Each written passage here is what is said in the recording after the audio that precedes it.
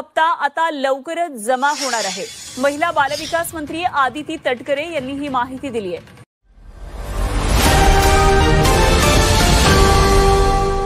आणि आज आपल्या मराठवाडा विभागातील साधारणपणे सर्वच महिलांना आम्ही कालच्या दिवसापासूनच हा लाभ उपलब्ध करून दिलेला आहे। आज आपल्या छत्रपती संभाजीनगरमध्ये साधारणपणे 617 कोटी आपण या योजनेच्या अंतर्गत उपलब्ध करून दिलेले आहेत। आणि आजच्या या कार्यक्रमाच्या निमित्ताने जो दुसरा ऐतिहासिक निर्णय आणि खऱ्या अर्थानं महिलांना सक्षम करण्याचा आणि महिलांना सुरक्षित वातावरण देण्याच्या दृष्टिकोनातून महिला व बालविकास विभागाअंतर्गत आपण पिंक रिक्षा योजना आणली।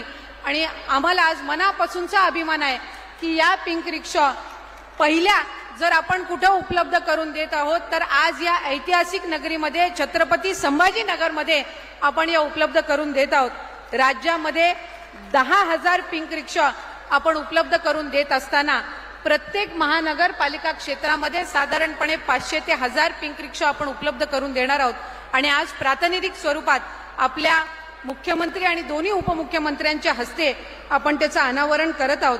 पुढच्या कालावधीमध्ये हे उद्दिष्ट अधिक वाढवून 20,000चं उद्दिष्ट हे पुढच्या कालावधीमध्ये महायुतीच्या सरकारच्या माध्यमातून आपण ठेवलेलं आहे। आज मुख्यमंत्री माझी लाडकी बहीण ही योजना यशस्वी करण्यामध्ये माझ्या अंगणवाडी सेविका, मदतनीस, आशा सेविका असतील, CRP असतील, त्याचबरोबर ग्रामसेवक, डेटा ऑपरेटर या सगळ्यांनीच मोठ्या प्रमाणामध्ये मेहनत घेतली।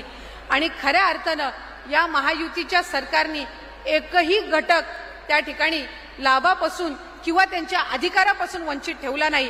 आणि माझ्या अंगणवाडी सेविका आणि मदतनीस यांची गेल्या अनेक वर्षांपासूनची मागणी होती की आमच्या मानधनामध्ये वाढ व्हावी। खरं तर तुटपुंजी वाढ ही वेळोवेळी करण्यात आलेली आहे, पण 5,000 आणि 3,000 म्हणजे अंगणवाडी सेविकांसाठी 5,000ची वाढ आणि माझ्या मदतनीसांसाठी 3,000ची वाढ, इतकी ऐतिहासिक वाढ करणारं आपलं हे महायुतीचं सरकार हे पहिलं ठरलेलं आहे। आणि खऱ्या अर्थानं त्यांनी जे कष्ट आणि मेहनत घेतलेली आहे, एक नवीन पिढी घडवायचं काम जे माझ्या या अंगणवाडी सेविका आणि मदतनीस यांच्या माध्यमातून होतं, त्यांचा खऱ्या अर्थी सन्मान जर या नवरात्रीच्या उत्सवामध्ये कोणी केला असेल तर तो राज्याचे मुख्यमंत्री एकनाथजी शिंदे साहेब, उपमुख्यमंत्री देवेंद्रजी फडणवीस साहेब आणि उपमुख्यमंत्री अजितदादांनी केलेला आहे।